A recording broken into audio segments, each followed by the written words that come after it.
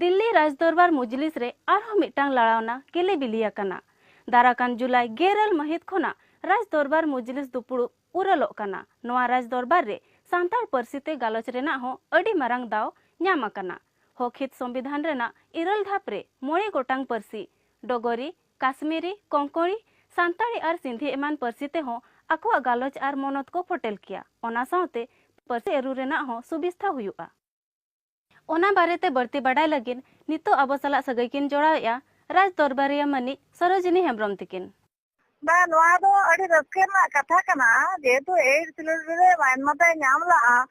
और अलिंगा जतबे राज्यसभा मेंबर लिंग हुईना उनजो सांतालते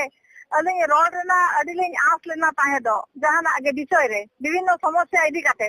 मेनखान दो उनजो इंटरप्रेटर बाको ताहे कना और ओना खातिर अलिंग बलिंग रोड रेना चांस बलिंग नामला तो नितो जहां निये दा हुया कना और नोआ दो अडी नापायना और जहां के अब समस्या अब जत रेना और जहां के जत दिशो रेना जहां के समस्या हो और अब रोड ते बोन रोड लेखान अडी नापाय कथा दो और नोआ खातिर दो अडी अडी के जहां अडी दिन कुजा डिमांड पाए कना और जहां को